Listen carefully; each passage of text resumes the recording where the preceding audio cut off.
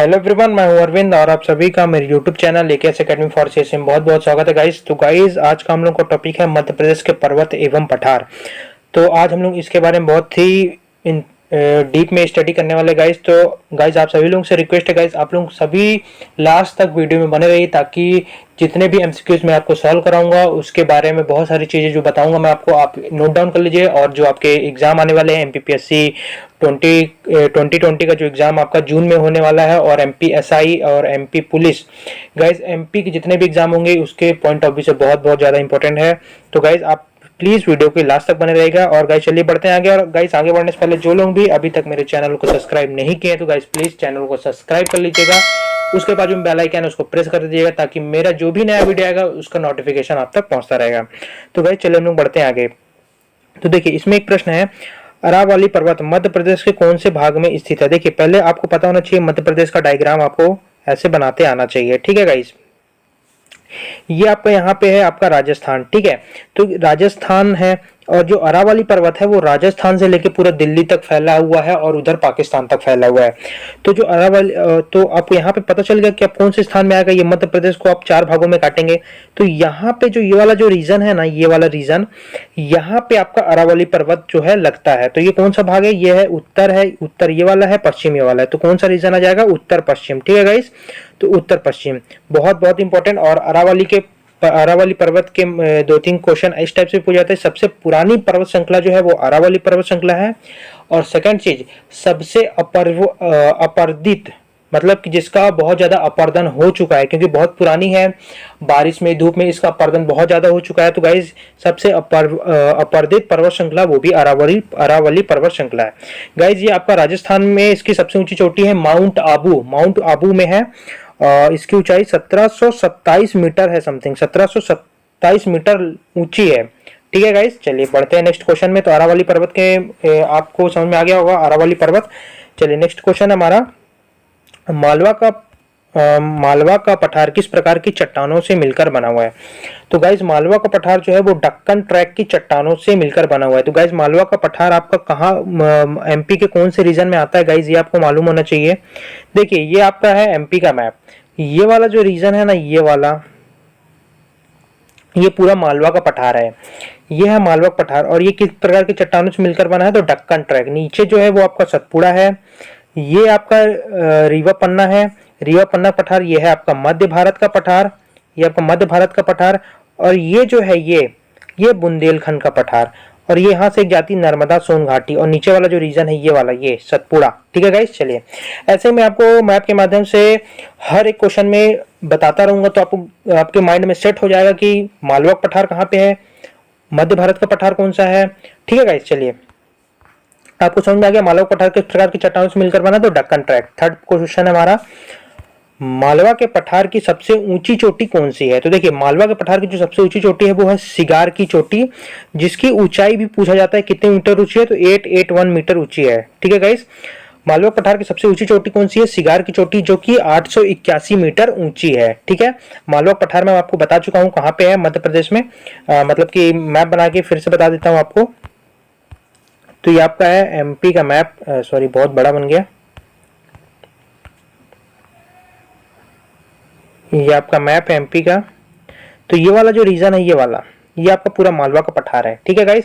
ये आपका उज्जैन हो गया, इंदौर हो गया, भोपाल हो गया, सीहोर हो गया, जबलपुर के पहले वाला हिस्सा, ये इधर जबलपुर है, जबलपुर के पहले से लेके पूरा उज्जैन हो गया, आपका झाबुआ हो गया, अलीराजपुर हो गया, ये पूरा जो रीजन है ये आपका मालवा पठार में आता है, ठीक है गाइस। चलिए नेक्स्ट क्वेश्चन, सिगार की चोटी स्थित है। इसमें आपको बताना है कि सिगार की चोटी किन जो है वो किन दो नदियों के बीच में, ऐसा पूछा गया है क्वेश्चन में। क्वेश्चन देख के समझ में आ रहा है आपको। तो जो मालवा पठार है वो नर्मदा चंबल नदी के मध्य में स्थित है। गाइस आपको एक बात एकदम ध्यान गांठ बांध के रख लीजिए कि जो सिगार की चोटी है ना वो नर्मदा और चंबल के मध्य जल विभाजन का भी कार्य करती है। तो गाइस ये क्वेश्चन ऐसे भी पूछा जा सकता है कि नर्मदा और चंबल के मध्य जो जल विभाजन का कार्य कौन सी चोटी करती है, तो सिगार की चोटी। गाइस एक ही क्वेश्चन को कई टाइप से पूछ सकता है, इसको आपको ध्यान में रखना है। चलिए नेक्स्ट क्वेश्चन है, 5वां क्वेश्चन है, मालवा के पठार में कृत्रिम रेशे का कारखाना कहाँ स्थित है। तो देखिए मालवा के पठार में कृत्रिम रेशे का कारखाना कहाँ पे स्थित है, तो नागदा में।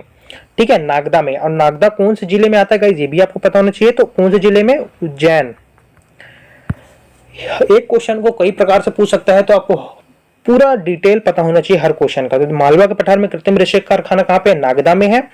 और नागदा कौन से जिले में आता है, नागदा उज्जैन जिले में आता है। तो गाइज अभी नागदा को जिला बनाना प्रस्तावित है, बना नहीं है अभी, प्रस्तावित है।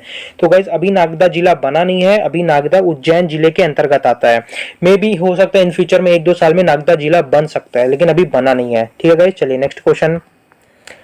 मध्य भारत का पठार, मध्य भारत का पठार किस प्रकार की चट्टानों से मिलकर बना है। तो देखिए मध्य भारत का जो पठार है वो विंध्यन शैल समूह से मिलकर बना है। अब आपको पता होना चाहिए मध्य भारत का पठार कहाँ पे है। देखिए ये आपका पूरा मालवा का पठार हो गया, ये आपका मालवा पठार हो गया।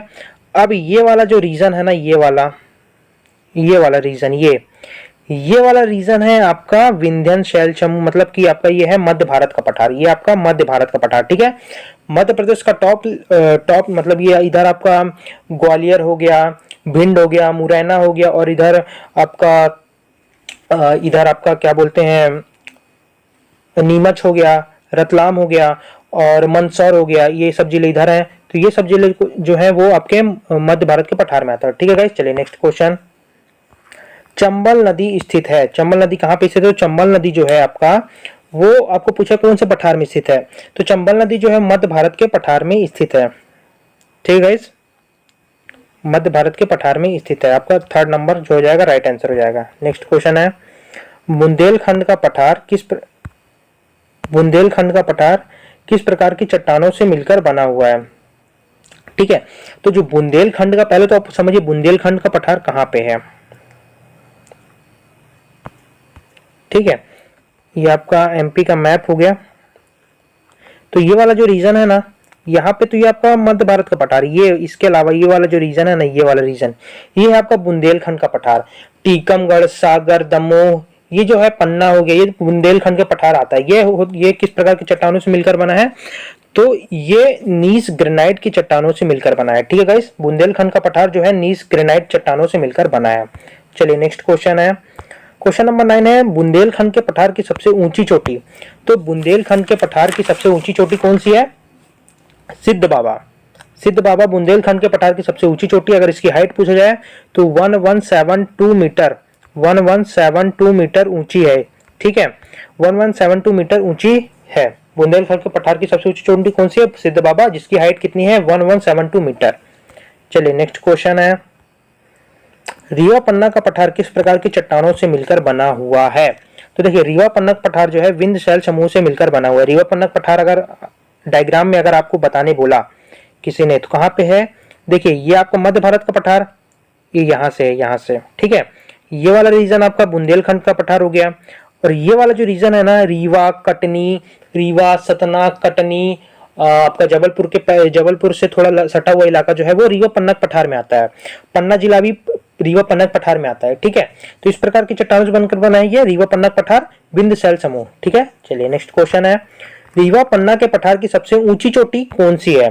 तो रीवा पन्ना के पठार की जो सबसे ऊंची चोटी है वो है गुडविल चोटी। कौन सी है, गुडविल चोटी। ये छोटी लिखा हुआ है, इसको आप लोग चोटी कर लीजिए। ठीक है, अब थोड़ा टाइपिंग मिस्टेक हो गया है।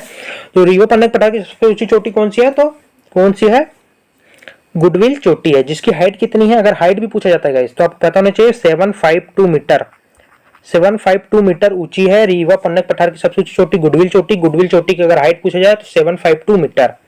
चलिए नेक्स्ट क्वेश्चन है, बांधवगढ़ कौन से पर्वत माला में स्थित है। देखिए जो बांधवगढ़ है वो तो पता होना चाहिए। बांधवगढ़ आप नेशनल पार्क भी सुनेंगे, तो कौन से जिले में आता है बांधवगढ़ आता है उमरिया जिला। ठीक है, और उमरिया जिला में कौन से पर्वतमाला है, तो विंध्याचल। तो आपका राइट आंसर हो जाएगा ऑप्शन नंबर 1 फर्स्ट, विंध्याचल। ठीक है गाइस, चलिए 13 नंबर प्रश्न देखिए। 13 नंबर प्रश्न है, निम्न में से कौन सा क्षेत्र मध्य प्रदेश में नहीं है। ठीक है, तो जो महाकौशल जबलपुर को बोलते हैं, मालवा बताई दिया, बघेलखंड भी आपका मध्य प्रदेश का हिस्सा है। तो आपको छोटा नागपुर को जो पठार है, छोटा नागपुर का जो पठार है वह झारखंड में है, आपका झारखंड में। तो गाइज ये आपको ध्यान में रखना है, छोटा नागपुर पठार जो है वो कहाँ पे है, झारखंड में स्थित है। तो ये मध्य प्रदेश का हिस्सा नहीं है। राइट आंसर हो जाएगा ऑप्शन नंबर 1। नेक्स्ट क्वेश्चन है साड़ियों के लिए प्रसिद्ध चंदेरी किस पठारी क्षेत्र में आता है। देखिए चंदेरी जो है वो कौन से पठार में आता है, वो आपका बुंदेलखंड का पठार। अब देखिए गाइस जो चंदेरी है, चंदेरी कोई जिला नहीं है, तो गाइस जो भी फेमस जगह है उसका जिला आपको, डिस्ट्रिक्ट आपको पता होना चाहिए। तो चंदेरी है वो अशोकनगर में है, अशोकनगर आपका जिला है। अब ये गुना से अगर अलग होकर 2003 में जिला बना था, 2003 में गुना से अलग होकर अशोकनगर जिला बना था। ठीक है, चंदेरी कहाँ है, अशोकनगर में है। ठीक है, मतलब चंदेरी कौन से जिले में आता है, तो अशोकनगर। अब चंदेरी किस पठारी क्षेत्र में है, तो बुंदेलखंड का पठार। ठीक है गाइस, चलिए नेक्स्ट क्वेश्चन है अमरकंटक का पौराणिक नाम क्या है। तो अमरकंटक का पौराणिक नाम ऋक्षा पर्वत। बहुत बहुत इंपॉर्टेंट गाइस, में भी एग्जाम में पूछा जा सकता है। चलिए नेक्स्ट क्वेश्चन है मध्य प्रदेश का सबसे ऊंचा स्थान कौन सा है। तो मध्य प्रदेश का सबसे ऊंचा स्थान है धूपगढ़, जिसकी ऊंचाई 1350 मीटर। तो गाइज मध्य प्रदेश का सबसे ऊंचा स्थान कौन सा हो गया, धूपगढ़, और जिसकी ऊंचाई कितनी है, 1350 मीटर ऊंचा है ये। ठीक है, चलिए नेक्स्ट क्वेश्चन।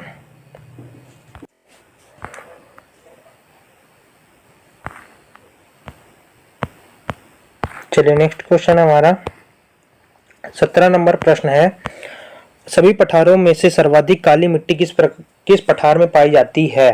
तो जो आपका मालवा का जो पठार है, मालवा का पठार, रीजन बता दिया मालवा पठार कौन से रीजन में आता है, ये है ये वाला रीजन जो है आपका मालवा पठार। ये भोपाल, इंदौर, उज्जैन, ये उज्जैन हो गया, धार हो गया, ये सब मालवा पठार में आता है। यहाँ पे सर्वाधिक काली मिट्टी पाई जाती है। ठीक है गाइस, चलिए नेक्स्ट क्वेश्चन।